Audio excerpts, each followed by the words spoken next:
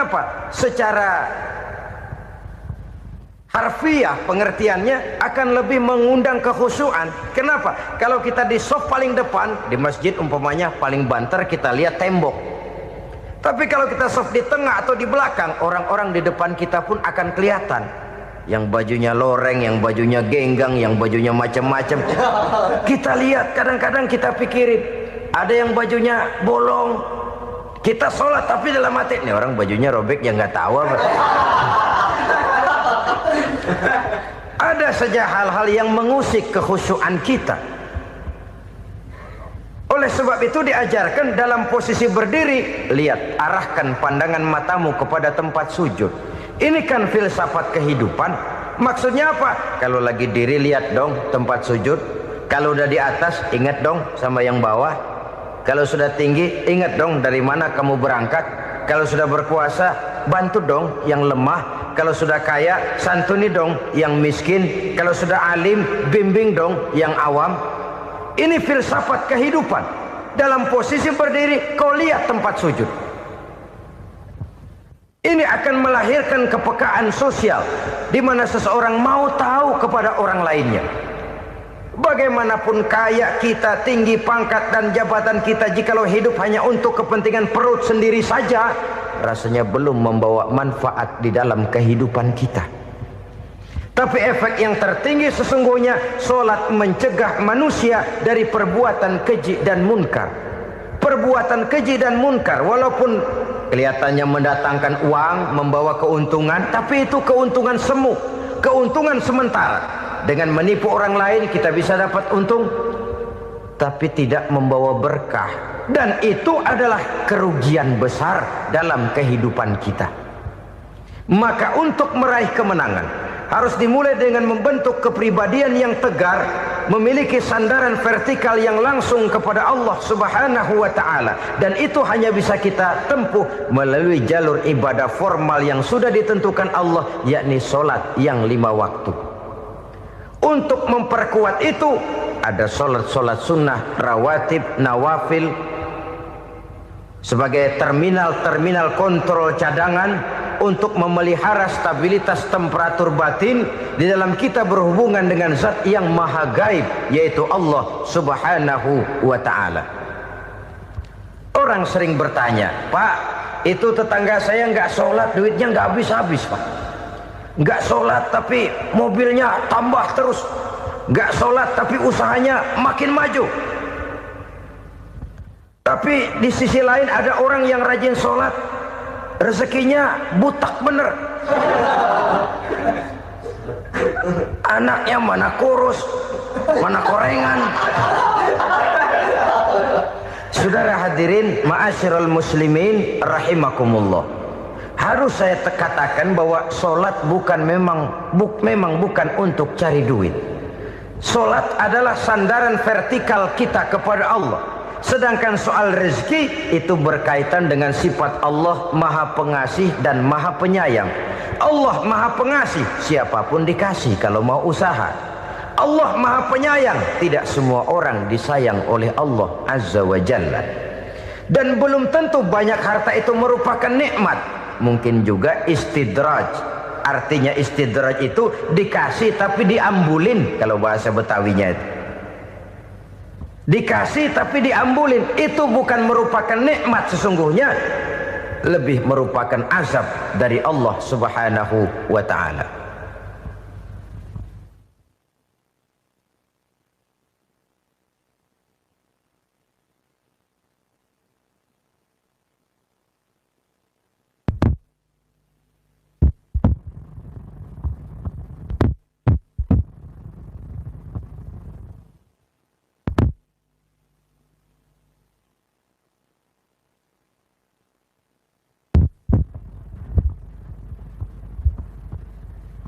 Agama mempunyai sistem sholat, dan kita umat Islam telah dituntun oleh Allah Subhanahu wa ta'ala yang wajibnya 5 kali dalam sehari semalam mendirikan sholat, dan itu tentu berada dalam jangkauan kemampuan manusia. Pada awalnya barangkali kita memang merasa sholat itu satu kewajiban, Tapi semakin kita hayati makna, manfaat dan filsafat yang terkandung di dalam ajaran solat, semakin sampai kita kepada keyakinan bahwa solat adalah keperluan kita. Sehingga pada waktu tertentu dinilai puncaknya, kita tidak lagi akan berkata saya wajib sholat, tapi kita akan berkata saya perlu sholat. Kalau kita sudah merasakan itu adalah keperluan kita, nah di sanalah kita baru akan merasakan ruginya kalau hal itu tidak kita laksanakan. Sepanjang kita masih berkata saya wajib sholat, kita akan lebih merasakan dia sebagai beban ketimbang sebagai keperluan. Yang jelas Allah tidak memerlukan ibadah yang kita laksanakan ini. Dengan kata lain, andai kata satu dunia penuh ini orang tidak ada yang sholat satu pun, Allah tidak akan turun dari jabatan Tuhan. Jangan lalu berpikir kalau kita ngambek se-RW kagak sembahyang Tuhan tekor kali ini ya. Tentu tidak, itu perlunya kita, bukan perlunya Allah. Dan pada induknya kita akan berkata saya perlu agama. Kalau secara induk kita sudah memerlukan agama, maka konsep-konsep yang ada di dalam ajaran agama itu pun adalah juga merupakan keperluan kita. Baik dia bernama sholat, baik dia bernama puasa, baik dia bernama zakat, baik dia bernama haji, seluruhnya adalah keperluan kita. Dan sesuatu yang kita perlukan apabila tidak kita laksanakan akan melahirkan kerugian di dalam kehidupan. Jangan heran kalau kita membaca riwayat perjalanan hidup para salafus soleh, orang-orang soleh. Ada yang tahajud sampai 100 rakaat, ada yang sholat malam kakinya sampai bengkak. Kita sekalinya bengkak biri-biri. Ada yang sholat membaca surah dalam Al-Quran sampai khotam Quran. Kok mau? Mereka sudah merasakan itu keperluan. Itu saja soalnya. Satu saat pun jikalau kita merasa bahwa itu keperluan saya, kita pun akan melaksanakan seperti itu. Keperluan saya dalam kehidupan. Inilah yang kedua. Yang ketiga, orang bertakwa yang akan meraih kemenangan itu, wa mimma razaqnahum yunfikun. Mereka membelanjakan sebagian daripada rezeki yang diberikan Allah kepada mereka. Mereka infakkan di jalan Allah. Ada satu dialog menarik.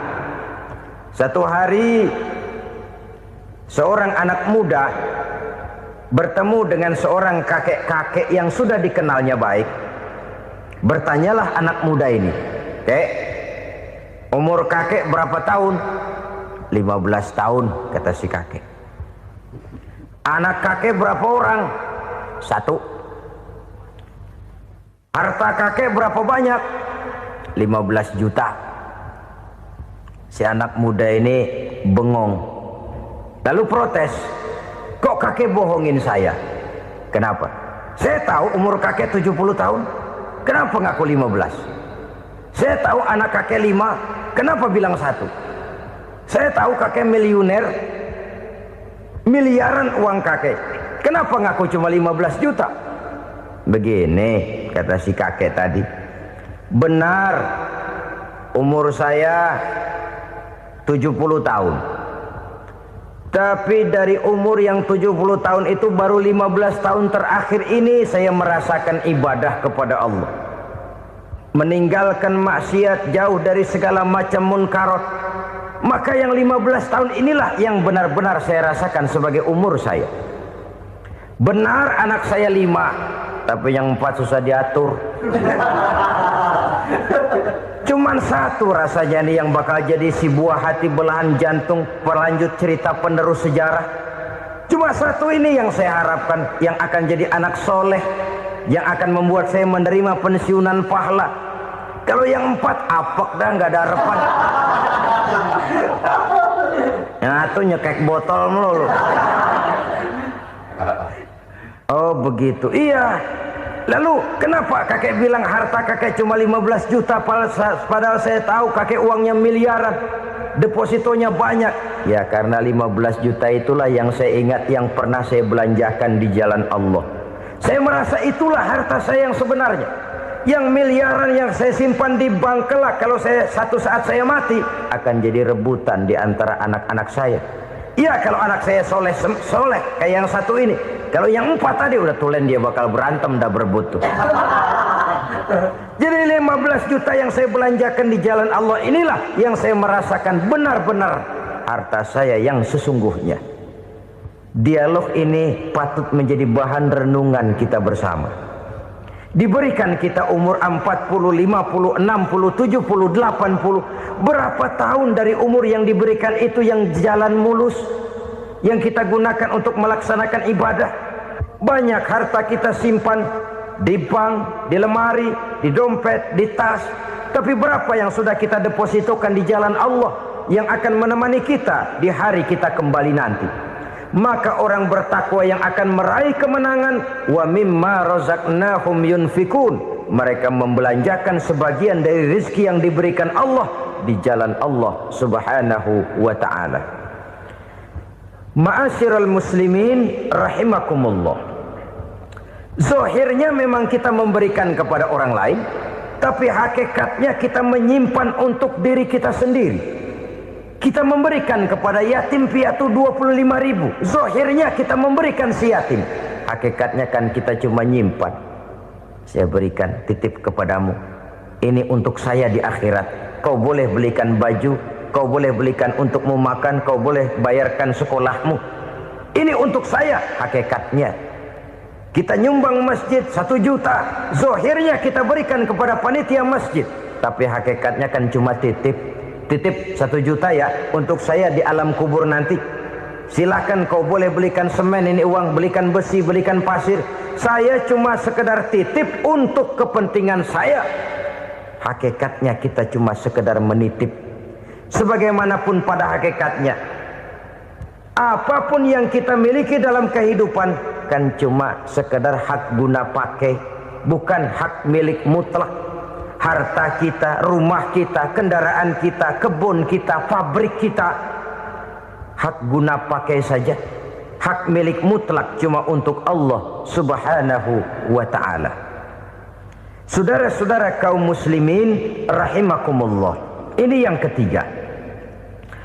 Kemudian yang keempat, orang-orang bertakwa yang akan meraih kemenangan, allazina yu'minuna bima unzila ilaika. Mereka yang beriman, mereka yang percaya kepada apa yang telah diturunkan kepadamu Muhammad, ay Al-Quran, yakni Al-Quranul Karim. Setelah percaya kepada yang gaib, mendirikan solat, kemudian menginfakkan sebagian dari rezeki yang diberikan Allah, mereka juga lalu percaya kepada yang diturunkan terhadap Nabi, yaitu tidak lain Al-Quranul Karim. Sekali lagi di sini, percaya bukan hanya sekedar percaya saja, tetapi percaya lalu menjadikan Al-Quran itu sebagai pedoman hidup. Sebab memang Al-Quran itu adalah GBHM, garis-garis besar haluan muslim. Apa yang harus kita lakukan, apa yang harus tidak kita lakukan, bagaimana mestinya kita bertingkah laku dan berbuat, seluruhnya tercantum di dalam Al-Quranul Karim. Itu sebabnya ketika satu hari Aisyah ditanya bagaimana akhlak Rasul, beliau menjawab, kana Rasulullah sallallahu alaihi wasallam khuluquhul Quran. Akhlak daripada Rasulullah tidak lain adalah Al-Quran. Jawaban simpel ini memberikan gambaran bahwa keseluruhan daripada konsepsi Quran sudah diterjemahkan dalam kehidupan Rasulullah sallallahu alaihi wasallam. Karena kita tahu akhlak adalah keseluruhan dari gerak hidup manusia. Sejak ia berpribadi, berumah tangga, bertetangga, bermasyarakat, sampai kepada berbangsa dan bernegara, Al-Quran tetap memberikan sentuhan nilainya. Oleh karenanya, orang-orang yang bertakwa adalah orang-orang yang menjadikan Al-Quran sebagai pedoman dalam kehidupannya. Dan kita yakini Al-Quran diturunkan kepada Nabi Muhammad, bukan merupakan produk Nabi Muhammad. Isi dan redaksinya langsung dari Allah Subhanahu wa ta'ala. Kemudian cirinya yang kelima, orang bertakwa yang akan meraih kemenangan itu, wa ma unzila min qablika.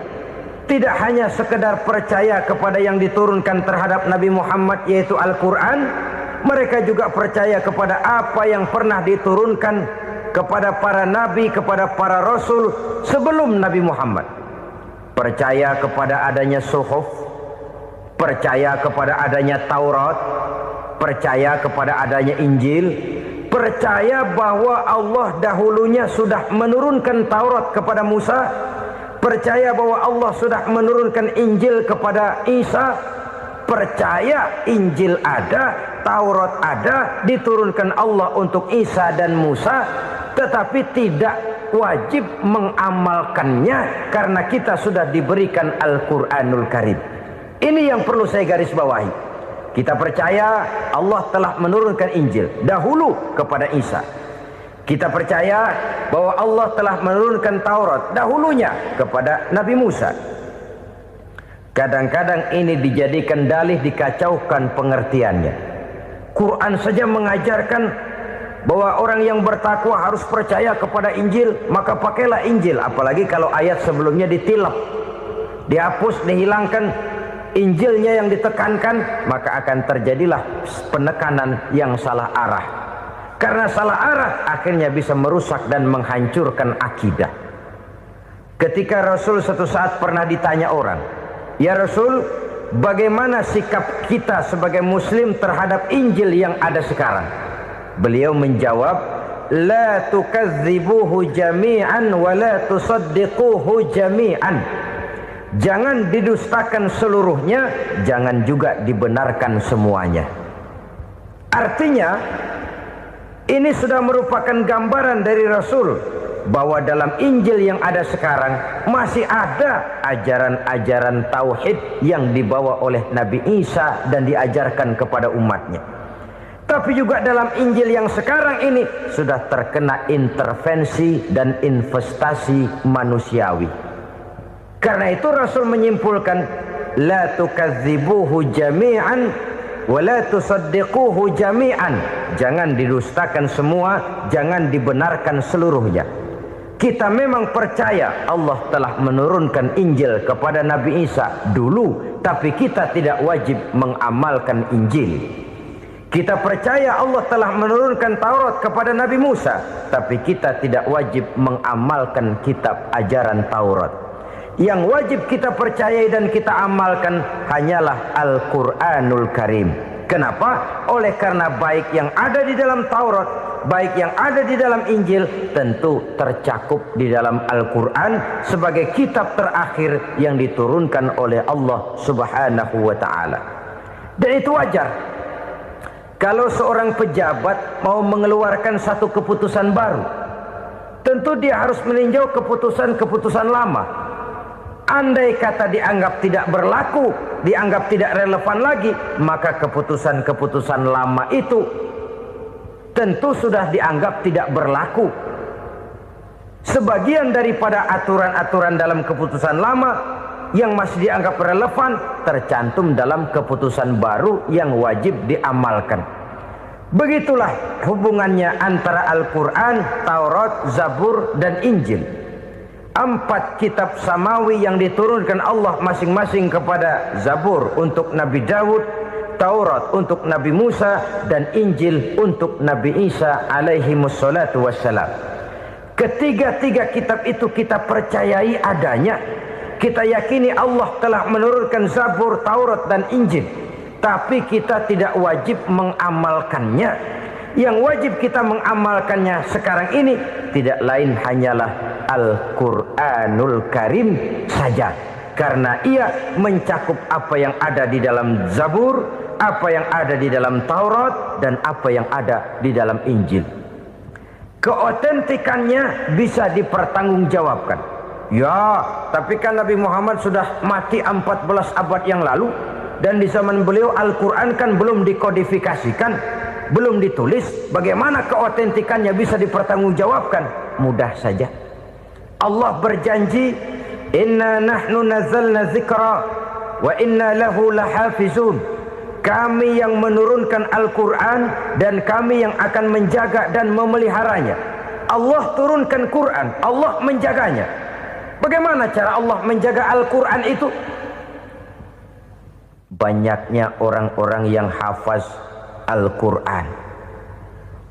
Hafaz Al-Quran 30 juz, 114 surah, 6.666 ayat.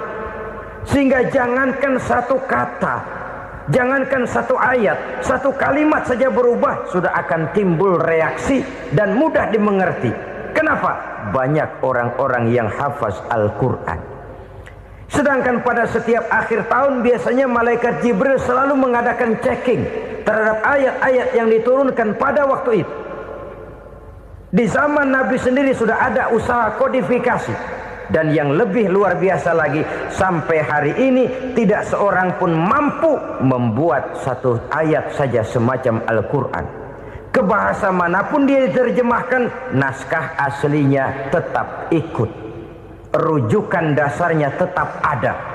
Berdasarkan itu, maka tidak mungkin terjadi penyelewengan terhadap atau pemalsuan terhadap ayat-ayat Al-Quranul Karim. Kesuciannya, keotentikannya, kemurniannya bisa dipertanggungjawabkan. Ma'asyiral muslimin rahimakumullah. Oleh karenanya, konsepsi dasar daripada ajaran Islam ini memang tidak lain adalah Al-Quran dan Sunnah. Isi daripada agama Islam yang merupakan iman, Islam dan ihsan, konsepsi dasarnya tidak lain adalah Al-Quran dan Sunnah Rasulullah Sallallahu Alaihi Wasallam. Maka yang kita perlukan sekarang ini adalah terjemahan Al-Quran di dalam kehidupan kita. Dengan demikian, maka gaya kehidupan yang lebih Qurani itulah yang kita dambakan. Kita perlu memang terjemahan Quran dalam bahasa Inggris, dalam bahasa Belanda, dalam bahasa Jepang, tapi yang lebih kita perlukan adalah terjemahan Quran di dalam kehidupan kita. Konsekuen, tidak memanipulasi, ringan sama kita jinjing, berat sama kita pikul. Jangan kalau lempengan ayat Quran tuh kira-kira enak diamalin, keras teriakan kita. Giliran kira-kira ayat Quran itu mukul kepala kita sendiri, diam kita. Itu ciri yang pernah disindir Allah dalam awal-awal Baqarah juga. Ciri beragamanya orang yang munafik. Kullama adha'a lahum masyawfih, kata Allah. Wa iza azlama alaihim qamu. Apabila terang mereka jalan, apabila gelap mereka berhenti. Artinya, kalau kira-kira di Islam nguntungin, rame-rame pada teriak Islam. Tapi ketika diminta untuk berjuang, ketika dituntut untuk berkorban, rame-rame mengundurkan diri. Nasib agama tidak ubahnya seperti daun pisang yang dikait orang di tepi jalan lantaran tak berpayung di ketika hari hujan. Manakala hujan usailah sudah, daun itu pun dicampakkan di tepi jalan, diinjak pula orang nan lalu. Artinya, orang menjadikan agama cuma sebagai lipstick, decoration only, tidak konsekuen. Hanya pada saat-saat kelihatannya Islam membawa keuntungan, rame-rame orang teriak-teriak tentang Islam. Tapi jikalau diminta berjuang, jikalau dituntut untuk berkorban, biasanya rame-rame juga mengundurkan diri. Jangan heran kalau mayoritas hitungan kita, tapi minoritas peranan kita. Kuantitas kita dalam jumlah, tapi dalam kualitas kita lebih sering jadi penonton daripada jadi pemain. Padahal itu sangat tidak boleh terjadi. Umat Islam di Indonesia harus bangkit. Umat Islam di Indonesia harus sadar akan keberadaannya. Tidak boleh hanya jadi penonton berpangku tangan. Karena memang agama kita juga mengajarkan untuk konsekuen di dalam menjabarkan ajaran-ajaran daripada agama kita. Kita sering jatuh menjadi umat yang lemah oleh karena kita ini tidak pandai menggalang kebersamaan yang diakibatkan tidak konsekuennya kita. Diistilahkan bahwa umat Islam di dalam menggalang kebersamaannya itu harus seperti orang main sepak bola. Saudara-saudara kan tahu orang main sepak bola itu. Orang main sepak bola, kalau pertandingan belum dimulai sih silakan saja kumpul di luar lapangan, atur strategi yang baik. Tapi kalau pertandingan sudah dimulai, turun ke lapangan hijau, jangan kumpul terus. Ada sepak bola gotong royong, mundur-mundur rame-rame, depan ke depan kumpul melulu mainnya. Kalah. Orang main sepak bola itu ya harus ada penyerang tengah, harus ada penjaga gawang, harus ada strikernya, harus ada kiri luarnya, kanan dalamnya yang jadi backnya. Posisi boleh bermacam-macam, tapi yang penting saling ngoper untuk menggolkan gawang lawan. Begitulah umat Islam ini. Boleh ada yang jadi pejabat, boleh ada yang jadi pengusaha, boleh ada yang jadi petani, silakan ada yang jadi seniman, ada yang jadi penyair, ada yang jadi artis sekalipun. Tapi kalau sudah berhasil menguasai bola, jangan lupa operannya. Operan itu yang langka. Kita ini muslim kadang-kadang kalau sudah memegang menguasai bola, kalau belum mau mampus, belum mau ngoper. Nanti kalau sudah nggak punya bola, baru mau ngoper. Kalau sudah dengar-dengar mau dekat pensiun, baru mau jihad, baru mau berjuang, baru mau ngurus pesantren. Tanda tangan sudah tidak laku, memo sudah tidak dihargai, baru mau berjuang. Kemarin kemana mas? Kita tidak pandai memanfaatkan posisi. Dengan kata lain, kalau kembali kepada persoalan kita, konsekuensi kita terhadap agama yang kita anut ini belum ideal. Kita masih lebih sering berislam ini pada saat-saat yang menurut perhitungan kita membawa keuntungan. Tapi kalau diminta berjuang, dituntut berkorban, yang itu pun hakikatnya adalah untuk kepentingan kita juga.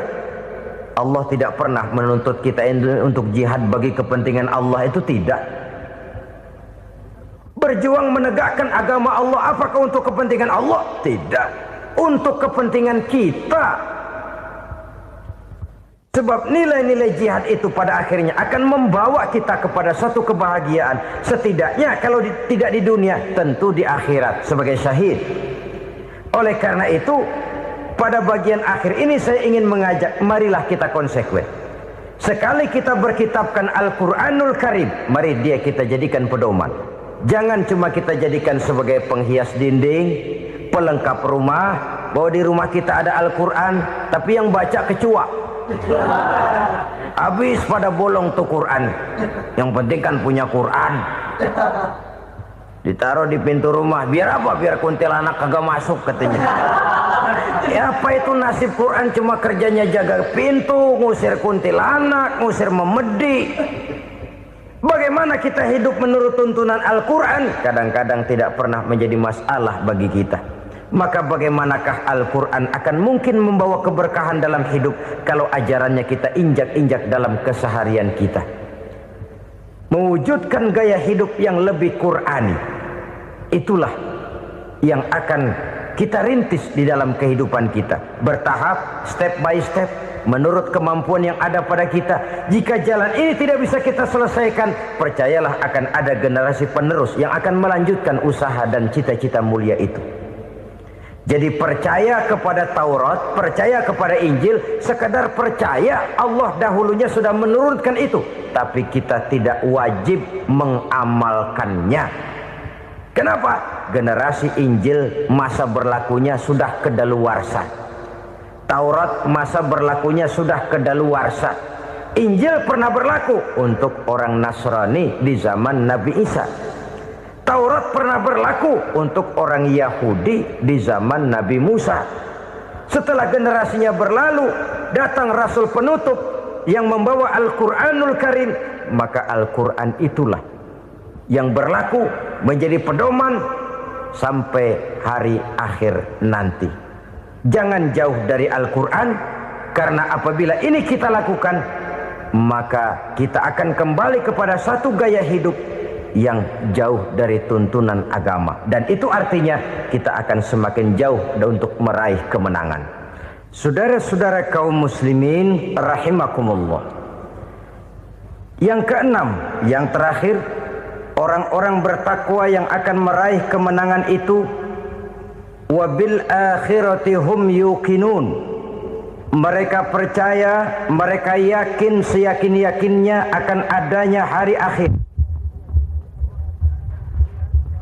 di mana seseorang akan mempertanggungjawabkan seluruh perbuatannya di dalam hidup ini. Dan tidak ada satu perbuatan yang bagaimana kecilnya sekalipun yang tersembunyi dalam pandangan manusia yang tidak akan dibukakan persoalannya di mahkamah Qadi Rabbul Jalil di akhirat nanti. Itulah sebabnya maka percaya kepada akhirat disebut secara khusus. Padahal di awal tadi sudah dijelaskan yu'minuna bil ghaib, percaya kepada alam gaib, dan alam gaib ini termasuk akhirat. Kenapa pada bagian akhir disebut lagi akhirat?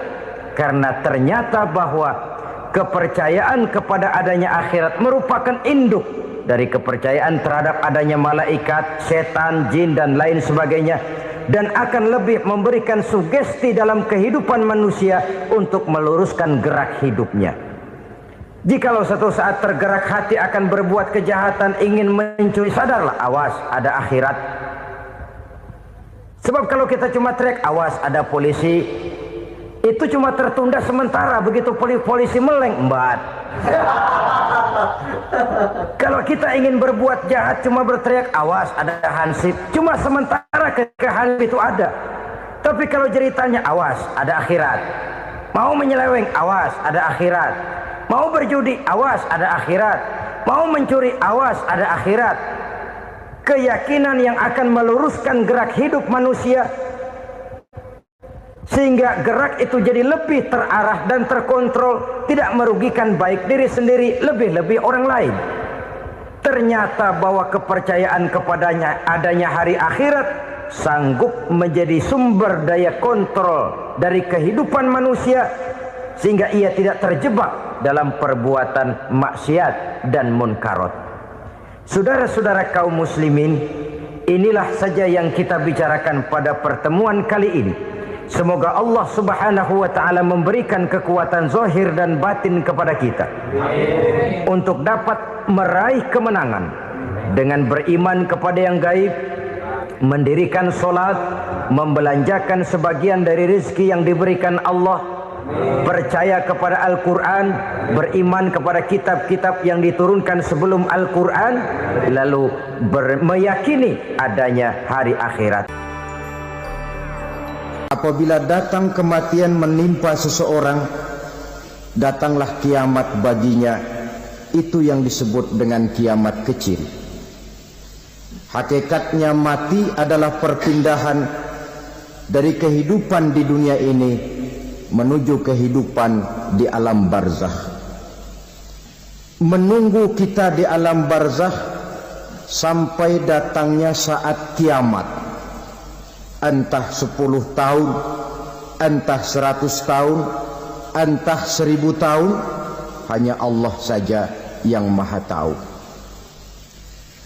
Adapun orang-orang beriman yang melakukan amal kebajikan dalam kehidupan di dunia ini, masa penantian yang lama di alam barzakh buat mereka sebentar saja. Tetapi bagi orang-orang kafir yang ingkar, yang tidak beriman kepada Allah, yang hidup di dunia cuma menumpuk-numpuk dosa, tentu penantian di alam barzakh akan merupakan waktu yang sangat lama. Bukankah dalam kehidupan kita waktu itu memang relatif? Contoh misalnya, bagi pemuda-pemudi yang sedang duduk asyik memadu cinta, waktu 4-5 jam saja rasanya cuma 4-5 menit, tenggelam oleh keasikan. Tapi buat orang yang berbaring di rumah sakit, meratap di balik-balik apa itu tembok derita kata lagu, di balik dinding-dinding penjara, sehari bagai seminggu, seminggu rasa sebulan, sebulan boleh jadi rasa setahun. Penantian yang sangat lama. Kapan kiamat itu akan datang? Ini rahasia Allah. Jangankan kita yang orang awam, baginda Nabi sendiri tidak diberitahu oleh Allah kapan kiamat itu akan terjadi. Tetapi sungguh pun demikian, banyak hadis-hadis yang menjelaskan ciri atau tanda-tanda datangnya kiamat. Nah, kalau sudah bicara soal tanda, tanda kiamat itu ada dua. Pertama yang disebut alamatus sughra, tanda-tanda kecil. Ini waktunya masih ada tenggang. Ada yang dinamakan alamatul kubra, tanda-tanda besar. Artinya kiamat sudah diambang pintu. Apa tanda-tanda kecil dari datangnya hari kiamat itu? Misalnya kata Nabi, apabila ilmu sudah diangkat oleh Allah. Artinya apabila ulama sudah banyak wafat, minat orang belajar agama berkurang, lalu kebodohan nampak merajalela di mana-mana, zina dikerjakan secara terbuka, minuman-minuman keras jadi kebanggaan, itu termasuk di antara tanda-tanda kecil terjadinya hari kiamat. Apalagi misalnya iza waladatil ammatu rabbataha, apabila budak sudah melahirkan tuan. Apa maksudnya? Ada yang mentafsirkan apabila anak sudah bisa membudaki orang tuanya. Orang tua yang melahirkan dia, yang membesarkan dia, demi setelah si anak besar jadi orang berpangkat, bertitel, berharta, berkedudukan, jadilah orang tua itu budaknya. Sehingga sering dibilang kalau orang tua kaya, anak jadi raja. Tapi kalau anak yang kaya, orang tua sering jadi budak. Apalagi munculnya fitnah yang bergelombang, timbul perang antara dua bangsa yang besar, waktu berjalan terasa sangat pendek sekali. Itu merupakan tanda di antara tanda-tanda kiamat. Termasuk di dalamnya sulit membedakan mana laki, mana perempuan. Kan kalau tanda-tanda kayak begini sekarang sudah banyak kita lihat kan. Ulama banyak wafat, penggantinya sulit. Zina dikerjakan berterang-terangan, minuman keras jadi kebanggaan, banyak anak membudaki orang tuanya, sulit membedakan mana laki mana perempuan. Kadang-kadang dari belakang kita lihat perempuan bener, begitu kita colek nengok jenggotan.